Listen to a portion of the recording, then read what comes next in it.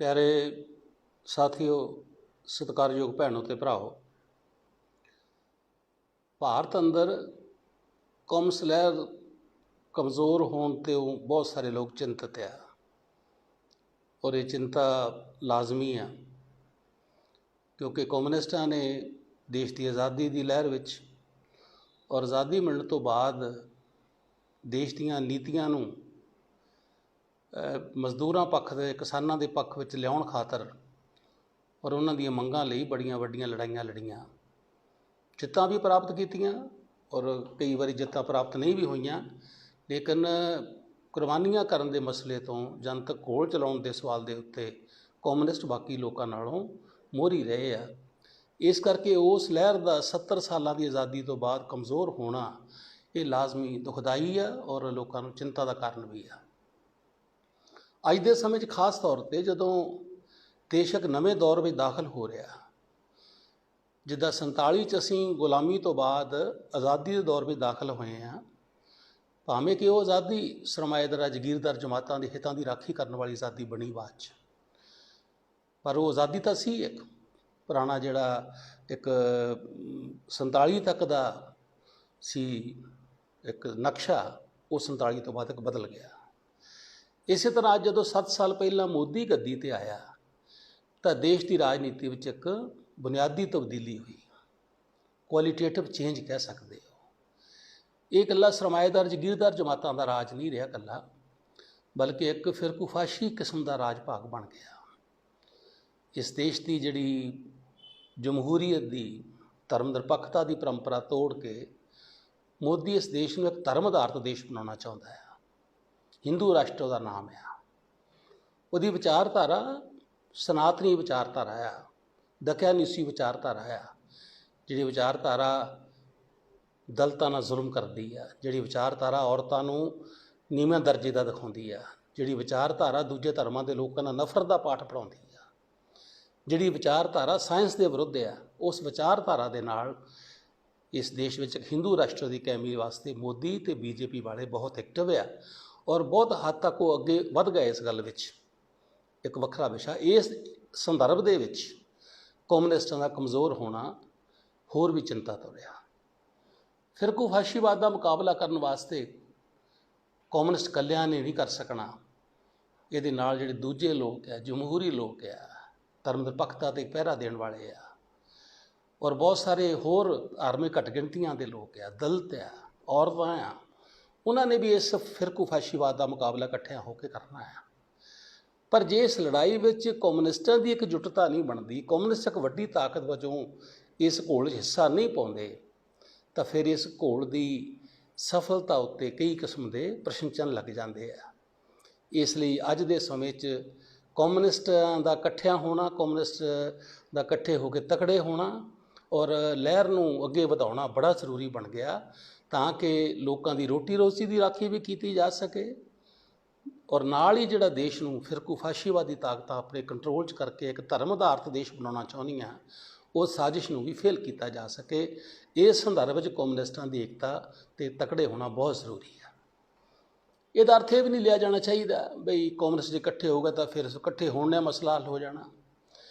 हाले कम्यूनिस्ट इकट्ठे भी हो जान तो एक बड़ी छोटी शक्ति बनते हैं, पर इकट्ठे होना लोगों का भरोसा वध जाता कम्यूनिस्टां ते और फिर अगे वधन के बहुत सारे मौके होर मुहैया हो जाते हैं।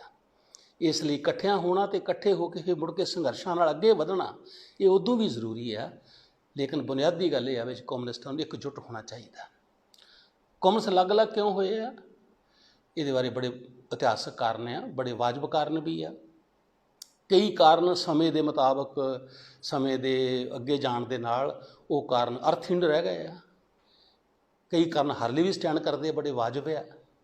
उदाहरण के तौर पर फुट का एक कारण यह रहा भारतीय कॉमर्स लहर कि की देश नूं गैर सरमाएदारी लीहां की तरक्की करके समाजवाद वल नूं लिआंदा जा सकदा। एक राय सी CPI की, अज वो क्योंकि दुनिया नक्शा बदल गया, ना समाजवादी कैंप रहा, ना वो संभावनावां रहियां, इसलिए अज उस मुद्दे उत्ते बहस करनी ठीक नहीं होएगी। ये भी बड़ा वड्डा मुद्दा रहा कि चोणां च हिस्सा लैके ही इनकलाबी लहर विकास कर सकती है कि जां चोणां दा बाइकआउट करके कर सकती है। ਹੁਣ ਇਹ ਦੋਨੋਂ ਧਿਰਾਂ ਨਹੀਂ ਦਾਅਵਾ ਕਰ ਸਕਦੀਆਂ ਵੀ ਉਹਨਾਂ ਦੇ ਪੈਂਤੜੇ ਨੇ ਜਿਹੜਾ ਫਲ ਦਿੱਤਾ ਆ, ਰਿਜ਼ਲਟ ਕੱਢਿਆ ਆ, ਉਹ ਕੀ ਤਸੱਲੀ ਬਖਸ਼ਿਆ। ਕਿ ਜਿਨ੍ਹਾਂ ਲੋਕਾਂ ਨੇ ਚੋਣਾਂ 'ਚ ਹਿੱਸਾ ਲਿਆ ਇਸ ਮਕਸਦ ਨਾਲ ਕਿ ਇਹਦੇ ਨਾਲ ਲੋਕਾਂ ਦੀ ਜਾਗਰੂਕਤਾ ਵਧਾਵਾਂਗੇ, ਇਹਦੇ ਨਾਲ ਲੋਕਾਂ ਦੀ ਸੇਵਾ ਜ਼ਿਆਦਾ ਕਰਾਂਗੇ, ਤਾਂ ਫਿਰ ਉਹਨਾਂ ਨੂੰ ਅਗਲੇ ਪੜਾਅ ਲਈ ਤਿਆਰ ਕਰਨ ਵਿੱਚ ਸਾਡਾ ਇਹ ਚੋਣਾਂ ਦਾ ਹਿੱਸਾ ਲੈਣਾ ਮਦਦਗਾਰ ਬਣੇਗਾ। ਇਸ ਮਕਸਦ ਨਾਲ ਲਿਆ ਹਿੱਸਾ। ਕਿ ਅੱਜ ਸਾਨੂੰ ਇਹ ਸੋਚਣਾ ਨਹੀਂ ਚਾਹੀਦਾ ਵੀ ਉਹ ਕੀ ਹਿੱਸਾ ਲੈਣ ਦੇ ਨਾਲ ਅਸੀਂ ਵਧੇਰੇ ਲੋਕਾਂ ਨੂੰ ਪ੍ਰਭਾਵਿਤ ਕਰ ਸਕੇ ਹਾਂ ਕਿ ਜਾਂ ਸਾਡੀ ਲਹਿਰ ਪਛਾਣ ਨੂੰ ਆਈ ਆ। ਇਹ ਤਜਰਬਾ ਵੀ ਲੋਕਾਂ ਦੇ ਸਾਹਮਣੇ ਆ, ਇਹ ਵਿਚਾਰਨਾ ਚਾਹੀਦਾ। ਦੂਜੇ ਪਾਸੇ ਜਿਹੜੇ ਲੋਕੀ ਕਹਿੰਦੇ ਸਨ ਵੀ ਬਾਈਕਾਟ ਕਰਕੇ ਚੋਣਾਂ ਦਾ ਲੋਕਾਂ ਨੂੰ ਬਹੁਤ ਤਿਆਰ ਕੀਤਾ ਜਾ ਸਕਦਾ, ਉਹਨਾਂ ਨੂੰ ਵੀ ਅੱਜ ਕੋਈ ਲਗਭਗ 50 ਸਾਲ ਹੋ ਚੱਲੇ ਇਸ ਗੱਲ ਨੂੰ ਕਹਿੰਦਿਆਂ ਨੂੰ, 50 ਸਾਲ ਤੋਂ ਜ਼ਿਆਦਾ ਸਮਾਂ ਹੋ ਗਿਆ। ਵਿਚਾਰ ਕਰਨਾ ਚਾਹੀਦਾ ਵੀ ਕੀ ਚੋਣਾਂ ਦੇ ਬਾਈਕਾਟ ਨਾਲ ਇਨਕਲਾਬੀ ਲਹਿਰ 'ਚ ਵਾਧਾ ਹੋਇਆ ਕਿ ਥੱਲੇ ਨੂੰ ਆਈ ਆ। ਇਹ ਨਾਅਰੇ ਨੇ ਕਾਟ ਕੀਤਾ ਲੋਕਾਂ ਵਿੱਚ ਵੀ ਲੋਕਾਂ ਦਾ ਭਰੋਸਾ ਉੱਡ ਜਾ ਪਾਰਲੀਮਾਨੀ ਸਿਸਟਮ ਤੋਂ, ਅਤੇ ਲੋਕੀ ਕੋਈ ਗੈਰ ਪਾਰਲੀਮਾਨੀ ਰਾਹ 'ਤੇ ਜਾ ਕੇ ਹੀ ਇਨਕਲਾਬ ਕਰਦਾ, ਅੱਗੇ ਵੱਧ ਗਏ ਆ। ਮੈਂ ਸਮਝਦਾ ਕਿ ਵੱਖ-ਵੱਖ ਤਜਰਬੇ ਕੀਤੇ ਕਮਿਊਨਿਸਟਾਂ ਨੇ, ਇਮਾਨਦਾਰੀ ਨਾਲ ਕੀਤੇ ਆ, ਮੈਂ ਇਹ ਵੀ ਨਹੀਂ ਕਹਿੰਦਾ ਬੇਈਮਾਨੀ ਨਾਲ ਕੀਤੇ ਆ, ਲੇਕਿਨ ਕੋਈ ਕਮਿਊਨਿਸਟ ਧਿਰ ਇਹ ਦਾਅਵਾ ਨਹੀਂ ਕਰ ਸਕਦੀ ਕਿ ਉਹਦਾ ਤਜਰਬਾ, ਉਹਦਾ ਪ੍ਰੋਗਰਾਮ, ਉਹਦਾ ਸਾਰਾ ਪਿਛਲਾ ਦਾਅ ਪੇਚ ਪੂਰੀ ਤਰ੍ਹਾਂ ਦਰੁਸਤ ਆ ਅਤੇ ਸਿਆਣਪ ਦੀ ਅਜਾਰੇਦਾਰੀ ਉਹਦੇ ਕੋਲ ਆ। ਕੋਈ ਪਾਰਟੀ ਵੀ ਦਾਅਵਾ ਨਹੀਂ ਕਰ ਸਕਦੀ। ਹਾਂ, ਪਾਰਟੀਆਂ ਛੋਟੀਆਂ ਵੱਡੀਆਂ ਹੋ ਸਕਦੀਆਂ, CPM ਵੱਡੀ ਪਾਰਟੀ ਆ, CPI ਛੋਟੀ ਪਾਰਟੀ ਆ, RMPI ਹੋਰ ਛੋਟੀ ਆ, CPIM ਲਿਬਰੇਸ਼ਨ ਇੱਕ ਪਾਰਟੀ ਆ, ਉਹ ਵੀ ਹੈਗੀ ਆ। ਪਾਰਟੀਆਂ ਦੇ ਆਕਾਰ ਵਿੱਚ ਸ਼ਕਤੀ 'ਚ ਫਰਕ ਤਾਂ ਹੋ ਸਕਦਾ, ਲੇਕਿਨ ਇਹ ਕੋਈ ਪਾਰਟੀ ਦਾਅਵਾ ਨਹੀਂ ਕਰ ਸਕਦੀ ਕਿ ਉਹਦੀਆਂ ਨੀਤੀਆਂ, ਉਹਦੇ ਪ੍ਰੋਗਰਾਮ ਅਤੇ ਉਹਦੇ ਦਾਅ ਪੇਚ ਪੂਰੀ ਤਰ੍ਹਾਂ ਇਨਕਲਾਬੀ ਲਹਿਰ ਦੇ ਹਿੱਤਾਂ 'ਚ ਰਹੇ ਆ ਔਰ ਦੇਸ਼ ਐਡਵਾਂਸ ਕੀਤਾ ਇਨਕਲਾਬੀ ਪੱਖ ਤੋਂ। ਇਹ ਦਾਅਵਾ ਕੋਈ ਵੀ ਨਹੀਂ ਕਰ ਸਕਦਾ। ਸਿਆਣਪ ਦੀ ਇਜਾਰੇਦਾਰੀ ਦੇ ਕੋਈ ਕਿਸੇ ਕੋਲ ਨਹੀਂ ਹਨ।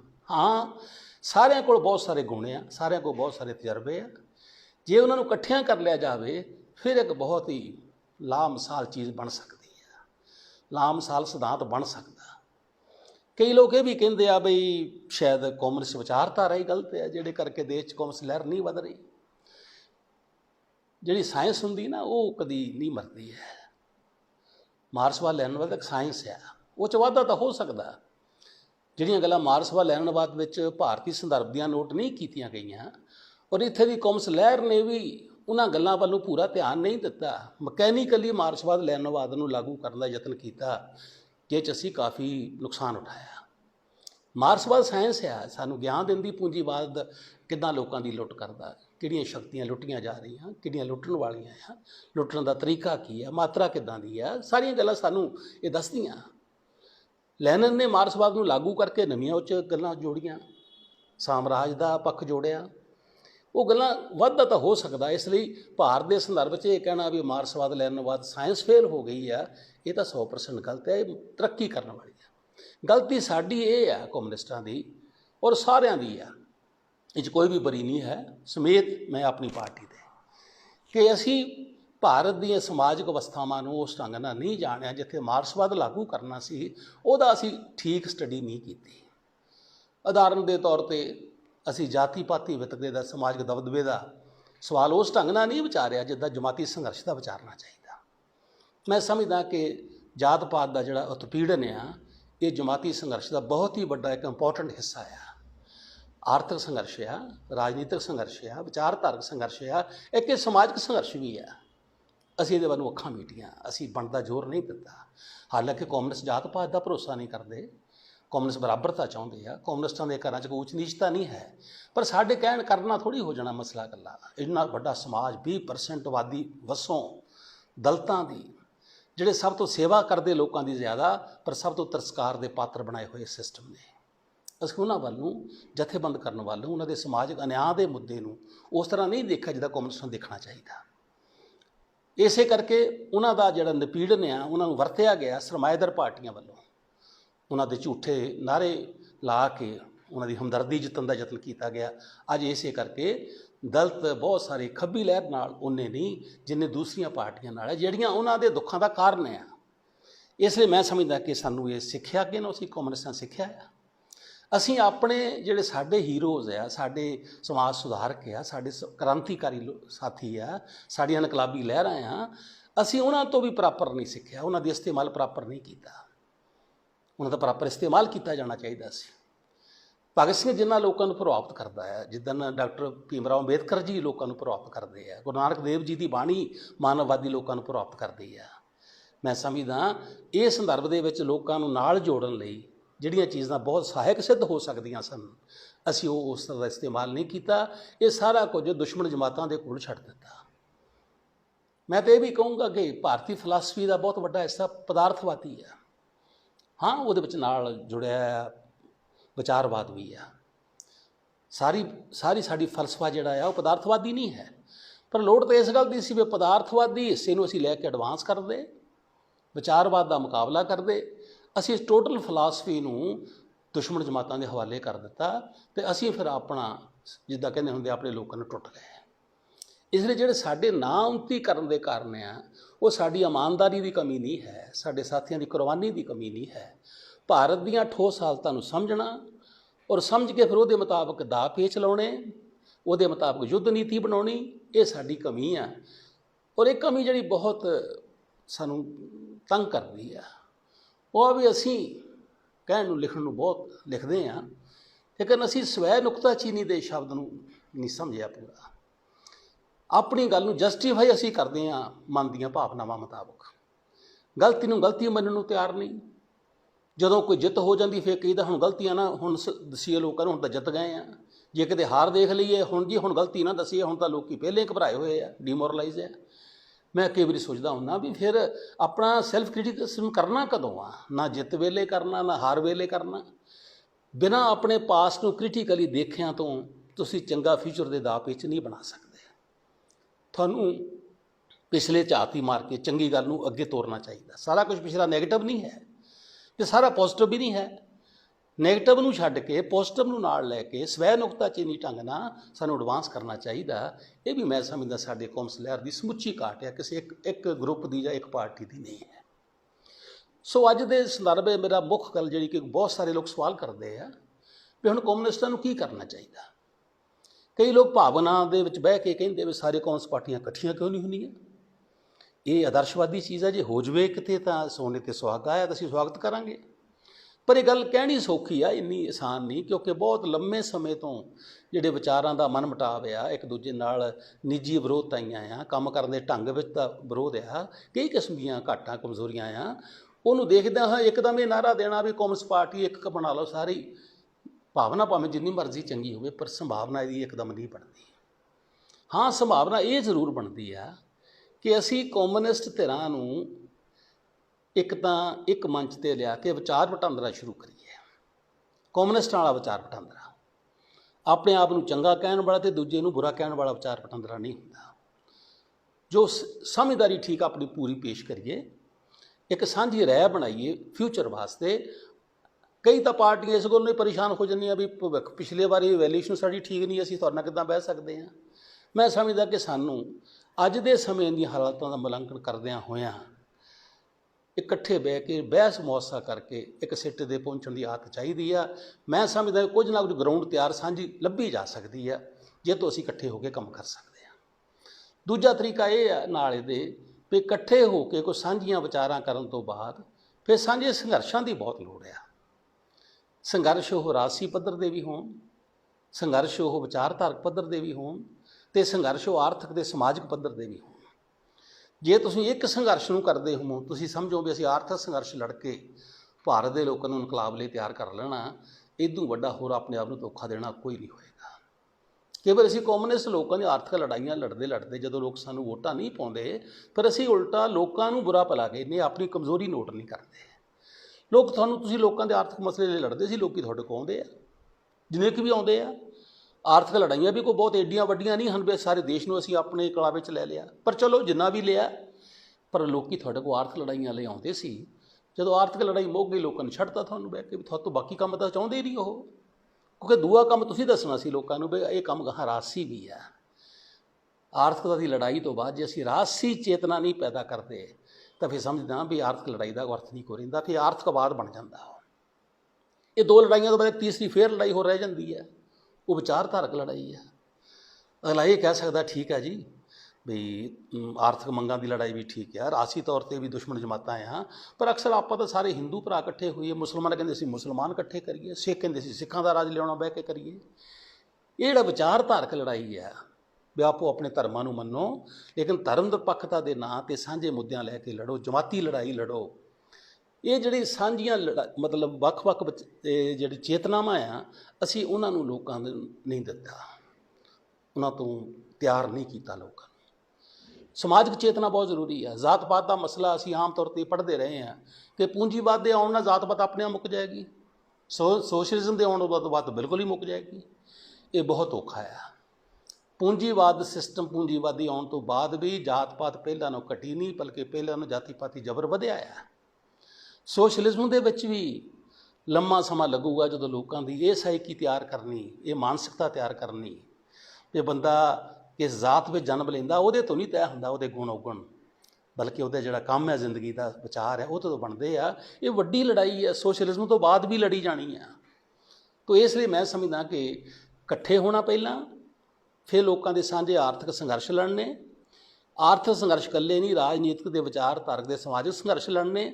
ਜੇ ਕਮਿਊਨਿਸਟ ਇਸ ਗੱਲ ਲਈ ਇਕੱਠੇ ਹੋ ਕੇ ਮੈਦਾਨ 'ਚ ਆ ਜਾਣ ਤਾਂ ਦੇਸ਼ ਦਾ ਬਹੁਤ ਵੱਡਾ ਹੁੰਗਾਰਾ ਮਿਲੇਗਾ। ਫਿਰ ਇਕੱਲੇ ਕਮਿਊਨਿਸਟ ਨਹੀਂ ਰਹਿਣਗੇ, ਫਿਰ ਜਿਹੜੇ ਦੇਸ਼ ਦੇ ਦੂਜੇ ਲੋਕ ਹੈ, ਜਿਹੜੇ ਧਰਮ ਨਿਰਪੱਖ ਵਿਚਾਰਾਂ ਦੇ ਆ, ਜਿਹੜੇ ਧਾਰਮਿਕ ਘੱਟ ਗਿਣਤੀਆਂ ਆ, ਜਿਨ੍ਹਾਂ ਨੂੰ ਮੋਦੀ ਸਰਕਾਰ ਮਾਰ ਮੁਕਾਉਣਾ ਚਾਹੁੰਦੀ ਆ। ਇਸੇ ਤਰ੍ਹਾਂ ਦੇਸ਼ ਦੀਆਂ ਔਰਤਾਂ ਆ, ਦੇਸ਼ ਦੇ ਜਿਹੜੇ ਦਲਿਤ ਭਰਾ ਆ, ਔਰ ਦੇਸ਼ ਦਾ ਬਹੁਤ ਵੱਡਾ ਹਿੱਸਾ ਬੁੱਧੀਜੀਵੀਆਂ ਦਾ, ਮਿਡਲ ਕਲਾਸ ਦਾ ਆ, ਜਿਹੜਾ ਮੋਦੀ ਸਰਕਾਰ ਦੀਆਂ ਨੀਤੀਆਂ ਤੋਂ ਤੰਗ ਆ, ਜਿਹੜਾ ਪੂੰਜੀਵਾਦ ਤੋਂ ਤੰਗ ਆ, ਜਿਹੜਾ ਫਿਰਕੂ ਵਿਚਾਰਧਾਰਾ ਤੋਂ ਤੰਗ ਆ। ਅਸੀਂ ਉਹਦੇ ਨਾਲ ਵੀ ਆਪਣੀ ਸਾਂਝ ਵਧਾ ਸਕਦੇ, ਸਾਡਾ ਵੱਡਾ ਮੋਰਚਾ ਬਣ ਸਕਦਾ। ਇਹ ਮੋਰਚਾ ਚੋਣਾਂ ਤੋਂ ਬਿਨਾਂ ਬਣੇ, ਲੜਾਈਆਂ ਦੇ ਮੈਦਾਨ 'ਚ ਬਣੇ, ਜਿਹਦਾ ਫਿਰ ਪ੍ਰਗਟਾਵਾ ਅਸੀਂ ਚੋਣਾਂ 'ਚ ਵੀ ਜਾ ਕੇ ਕਰ ਸਕਦੇ ਹਾਂ। ਜੇ ਤਾਂ ਇਹ ਕੋ ਕਵੇ ਵੀ ਚੋਣਾਂ ਹੀ ਇਕੱਲਾ ਇਕੱਠੇ ਹੋ ਕੇ ਹੋ ਜਾਈਏ, ਜਿੱਦਾਂ ਅੱਜ ਕੱਲ੍ਹ ਚੱਲ ਰਿਹਾ, ਚੋਣਾਂ ਦੀ ਬੜੀ ਕਾਹਲੀ ਆ, ਰਾਤ ਨੂੰ ਪਾਰਟੀਆਂ ਬਦਲ ਲੈਂਦੇ ਆ, ਬੜੇ ਬੜੇ ਨਾਅਰੇ ਮਾਰਦੇ ਆ, ਸਵੇਰੇ ਪਤਾ ਨਹੀਂ ਕਿਹੜੀ ਪਾਰਟੀ ਜਾਣਾ। ਇੱਦਾਂ ਦੀ ਕੋਈ ਰਾਜਨੀਤੀ ਦੀ ਨਹੀਂ ਲੋੜ ਹੈ, ਇਨਕਲਾਬੀ ਰਾਜਨੀਤੀ ਇੱਦਾਂ ਦੀ ਕੋਈ ਥਾਂ ਨਹੀਂ ਹੈ। ਸੰਘਰਸ਼ ਸਾਂਝੇ ਕਰੀਏ, ਉਹਦੇ ਵਿੱਚੋਂ ਜਿਹੜੀ ਲੋਕਾਂ ਦੀ ਏਕਤਾ ਉਪਜੇ, ਉਹਦੇ ਆਧਾਰ 'ਤੇ ਉੱਥੇ ਚੋਣਾਂ ਵੀ ਲੜੀਆਂ ਜਾ ਸਕਦੀਆਂ। ਅੱਜ ਦੇ ਸਮੇਂ ਤਾਂ ਸਗੋਂ ਹੋਰ ਲੋੜ ਹੈ ਕਮਿਊਨਿਸਟਾਂ ਦੀ ਏਕੇ ਦੀ। ਜਦੋਂ ਦੇਸ਼ ਵਿੱਚ ਜਿਹੜਾ ਕਿਸਾਨੀ ਅੰਦੋਲਨ ਚੱਲ ਰਿਹਾ, ਮਜ਼ਦੂਰਾਂ ਦਾ ਅੰਦੋਲਨ ਚੱਲ ਰਿਹਾ, ਜਿਹੜੇ ਅੰਦੋਲਨ ਨੇ ਲੋਕਾਂ 'ਚ ਇੱਕ ਨਵੀਂ ਚੇਤਨਾ ਪੈਦਾ ਕੀਤੀ ਆ। ਇਹ ਚੇਤਨਾ ਪੈਦਾ ਕਰਨ ਵਿੱਚ ਕਮਿਊਨਿਸਟਾਂ ਦਾ ਇੱਕ ਬਹੁਤ ਵੱਡਾ ਹਿੱਸਾ ਆ। ਸਾਰੀ ਚੇਤਨਾ ਸਾਡੀ ਨਹੀਂ ਹੈ, ਔਰ ਇਹ ਚੇਤਨਾ ਇੰਨੀ ਸਾਡਾ ਹਿੱਸਾ ਅਹਿਮ ਆ ਵੀ ਮੋਦੀ ਨੂੰ ਨੋਟਿਸ ਲੈਣਾ ਪੈ ਰਿਹਾ ਇਸ ਲਹਿਰ ਨੂੰ ਬਦਨਾਮ ਕਰਨ ਵਾਸਤੇ। ਕਦੀ ਮਾਓਵਾਦੀ ਕਹਿੰਦਾ, ਕਦੀ ਉਹ ਕਮਿਊਨਿਸਟ ਕਹਿੰਦਾ, ਕਦੀ ਉਹ ਕਹਿੰਦਾ ਇਹ ਟੁਕੜੇ ਟੁਕੜੇ ਗੈਂਗ ਵਾਲੇ ਇਕੱਠੇ ਹੋ ਗਏ ਆ। ਉਹਨੂੰ ਡਰ ਲੱਗਦਾ ਇਸ ਗੱਲ ਤੋਂ ਵੀ ਇਸ ਲਹਿਰ ਵਿੱਚ ਵਿਚਾਰਧਾਰਾ ਤੌਰ 'ਤੇ ਕੋਈ ਜੇ ਤਗੜਾ ਨਾ ਖੱਬੇ ਪੱਖ ਹੋ ਜਾਏ, ਉਹਦੀ ਚਿੰਤਾ ਹੈ ਬਹੁਤ ਵੱਡੀ। ਲੇਕਿਨ ਲੋਕ ਬਹੁਤ, ਸਾਨੂੰ ਇਸ ਗੱਲ ਦਾ ਪੂਰਾ ਪਤਾ ਵੀ ਇਹ ਸਾਰੇ ਲੋਕ, ਮੈਂ ਪਹਿਲਾਂ ਕਹਿ ਚੁੱਕਾ, ਕਮਿਊਨਿਸਟ ਨਹੀਂ ਹਨ। ਇਹ 'ਚ ਵੱਖ-ਵੱਖ ਧਰਮਾਂ ਦੇ ਲੋਕ ਸ਼ਾਮਿਲ ਆ, ਵੱਖ-ਵੱਖ ਰਾਜਸੀ ਵਿਚਾਰਾਂ ਦੇ ਲੋਕ ਸ਼ਾਮਿਲ ਆ। ਪਰ ਅਸੀਂ ਸਾਰੇ ਜੇ ਇਕੱਠੇ ਹੋ ਜਾਈਏ, ਜਿਹੜੀ ਚੇਤਨਾ ਲੋਕਾਂ 'ਚ ਪੈਦਾ ਹੋਈ ਆ, ਉਹ ਚੇਤਨਾ ਦੇ ਆਧਾਰ ਦੇ ਉੱਤੇ ਕਮਿਊਨਿਸਟਾਂ ਦੀ ਲਹਿਰ ਹੋਰ ਵੱਧ ਸਕਦੀ ਆ। ਇਸ ਲਈ ਅੱਜ ਜੇ ਚੇਤਨਾ ਲੋਕਾਂ ਦੀ ਵਧਾਉਣੀ, ਤਾਂ ਵੀ ਜੇ ਫਿਰਕੂ ਫਾਸ਼ੀਵਾਦੀ ਤਾਕਤਾਂ ਦਾ ਮੁਕਾਬਲਾ ਕਰ ਸਕਣਾ ਸਫਲਤਾ ਨਾਲ, ਇਸ ਕਰਕੇ ਵੀ, ਔਰ ਜੇ ਕਾਰਪੋਰੇਟ ਘਰਾਣਿਆਂ ਦੀ ਲੁੱਟ ਦੇ ਮੁਕਾਬਲੇ 'ਚ ਇੱਕ ਬਦਲਵਾਂ ਆਰਥਿਕ ਪ੍ਰਬੰਧ ਖੜਾ ਕਰਨਾ, ਤਾਂ ਵੀ ਕਮਿਊਨਿਸਟਾਂ ਦੀ ਆਪਸਾ ਮਿਲ ਕੇ ਬਹਿਣਾ, ਇਕੱਠੇ ਹੋ ਕੇ ਸੰਘਰਸ਼ ਕਰਨਾ। ਔਰ ਸੰਘਰਸ਼ਾਂ ਦੇ ਦੌਰਾਨ ਫਿਰ ਬਹੁਤ ਸਾਰੇ ਮੁੱਦੇ ਹੱਲ ਹੋ ਜਾਂਦੇ ਆ। ਹੌਲੀ ਹੌਲੀ ਕਮਿਊਨਿਸਟਾਂ ਦੀ ਏਕਤਾ ਇੱਕ ਹੋਣ ਵਿੱਚ, ਇੱਕ ਪਾਰਟੀ ਬਣਨ ਵਿੱਚ ਅਸੀਂ ਅੱਗੇ ਵੱਧ ਸਕਦੇ ਹਾਂ। ਮੈਂ ਸਮਝਦਾ ਕਿ ਜੇ ਇਹ ਦਲੀਲਾਂ ਮੇਰੀਆਂ ਸਾਰੀਆਂ ਨਾਲ ਕੋਈ ਸਹਿਮਤ ਨਹੀਂ ਵੀ ਹੋ ਸਕਦਾ, ਕੋਈ ਹੋਰ ਚੰਗੀਆਂ ਦਲੀਲਾਂ ਨੂੰ ਅਸੀਂ ਉਹਨਾਂ ਦੀ ਗੱਲ ਮੰਨਣ ਨੂੰ ਤਿਆਰ ਹਾਂ। ਮੇਰੀ ਅਪੀਲ ਆ ਦੁਨੀਆ ਦਾ ਮੂਡ ਦੇਖ ਕੇ, ਮਿਹਨਤਕਸ਼ ਲੋਕਾਂ ਦਾ, ਵੀ ਸਾਰੀਆਂ ਕਮਿਊਨਿਸਟ ਧਿਰਾਂ ਪੰਜਾਬ ਦੀਆਂ ਅਤੇ ਦੇਸ਼ ਦੀਆਂ, ਅਸੀਂ CPI, CPM ਔਰ ਲਿਬਰੇਸ਼ਨ ਨੂੰ ਚਿੱਠੀ ਵੀ ਲਿਖੀ ਇਸ ਗੱਲ ਵਿੱਚ ਕਿ ਤੁਸੀਂ ਇੱਕ ਕਮਿਊਨਿਸਟਾਂ ਦਾ ਸੰਮੇਲਨ ਬੁਲਾਓ ਆਪਸ ਵਿੱਚ ਗੱਲਬਾਤ ਕਰਨ ਲਈ, ਉਹਦੇ ਵਿੱਚ ਕੋਈ ਸਾਂਝੀ ਰਾਏ ਬਣਾਵੋ। ਉਸ ਰਾਏ ਤੋਂ ਬਾਅਦ ਫਿਰ ਦੇਸ਼ ਵਿੱਚ ਇੱਕ ਵੱਡਾ ਮੋਰਚਾ ਜਿਹੜਾ ਸੰਘਰਸ਼ਾਂ ਦਾ ਬਣੇ, ਫਿਰਕੂ ਫਾਸ਼ੀਵਾਦ ਦਾ ਮੁਕਾਬਲਾ ਕਰਨ ਲਈ ਅਤੇ ਕਾਰਪੋਰੇਟ ਘਰਾਣਿਆਂ ਦੀ ਲੁੱਟ ਦਾ ਮੁਕਾਬਲਾ ਕਰਨ ਲਈ, ਉਹ ਫਿਰ ਬਣ ਸਕਦਾ ਆ। ਮੇਰੀ ਨਿਮਰਤਾ ਨਾਲ ਅਪੀਲ ਆ ਵੀ ਸਾਰੇ ਅਗਾਂਹ ਵਧੂ ਲੋਕਾਂ ਨੂੰ, ਕਮਿਊਨਿਸਟਾਂ ਦੇ ਸਮਰਥਕਾਂ ਨੂੰ, ਜਿਹੜੇ ਦੇਸ਼ ਵਿੱਚ ਪੂੰਜੀਵਾਦ ਦਾ ਖਾਤਮਾ ਚਾਹੁੰਦੇ ਆ ਅਤੇ ਕੋਈ ਸਾਂਝੀਵਾਲਤਾ ਦਾ ਰਾਜ ਚਾਹੁੰਦੇ ਆ, ਉਹਨਾਂ ਨੂੰ ਏਕਤਾ ਕਰਾਉਣ ਵਿੱਚ, ਇਕੱਠੇ ਹੋ ਕੇ ਤੁਰਨ ਵਿੱਚ ਸਹਾਈ ਸਿੱਧ ਹੋਣਾ ਚਾਹੀਦਾ। ਸਾਰੇ ਲੋਕਾਂ 'ਤੇ ਜ਼ੋਰ ਪਾਉਣਾ ਚਾਹੀਦਾ ਕਿ ਉਹ ਛੋਟੇ ਮਤਭੇਦ ਪਾਸੇ ਰੱਖਦਿਆਂ ਹੋਇਆਂ ਜਿਹੜੀ ਲੜਨ ਵਾਲੀ ਸਾਂਝੀ ਗਰਾਊਂਡ ਬਣ ਸਕਦੀ ਆ ਉਹਦੇ ਦੁਆਲੇ ਇਕੱਠੇ ਹੋਈਏ। ਮੈਂ ਸਮਝਦਾ ਹਾਂ ਕਮਿਊਨਿਸਟਾਂ ਦਾ ਵੀ ਅਤੇ ਦੇਸ਼ ਦੇ ਕਿਰਤੀ ਲੋਕਾਂ ਦਾ ਭਵਿੱਖ ਜਿਹੜਾ ਆ ਇਸ ਵਿੱਚ ਹੀ ਉਜਲਾ ਰਹੇਗਾ, ਇਸ ਵਿੱਚ ਹੀ ਦੇਸ਼ ਦਾ ਭਲਾ ਰਹੇਗਾ। ਇਹ ਮੇਰੀ ਬੇਨਤੀ ਜ਼ਰੂਰ ਆ। ਮੈਨੂੰ ਆਸ ਆ ਪੂਰੀ ਕਿ ਕਮਿਊਨਿਸਟ ਨੇਤਾ ਵੀ ਮੇਰੀ ਬੇਨਤੀ ਨੂੰ ਸੁਣਨਗੇ ਔਰ ਜਿਹੜੇ ਸਾਡੇ ਸਮਰਥਕ ਆ ਬਾਹਰ ਬੈਠੇ ਉਹ ਵੀ ਵੱਖ-ਵੱਖ ਧਿਰਾਂ ਨੂੰ ਜ਼ਰੂਰ ਪ੍ਰੇਰਨਾ ਕਰਨਗੇ ਵੀ ਉਹ ਹਉਮੈ ਨੂੰ ਛੱਡ ਕੇ ਲੋਕਾਂ ਦੇ ਹਿੱਤਾਂ ਦੇ ਵਾਸਤੇ ਆਪਣੀ ਏਕਤਾ ਕਰਨ। ਹਉਮੈ ਨਾਲ ਕੁਝ ਨਹੀਂ ਬਣਨਾ, ਨਿਮਰਤਾ ਤੋਂ ਵੱਡੀ ਕੋਈ ਚੀਜ਼ ਨਹੀਂ ਹੈ। ਮੈਂ ਆਪਣੀ ਪਾਰਟੀ ਵੱਲੋਂ ਜ਼ਰੂਰ ਬੇਨਤੀ ਕਰਦਾ ਕਿ ਅਸੀਂ ਇਸ ਰਾਹ 'ਤੇ ਤੁਰਨ ਦਾ ਯਤਨ ਕਰਾਂਗੇ। ਧੰਨਵਾਦ।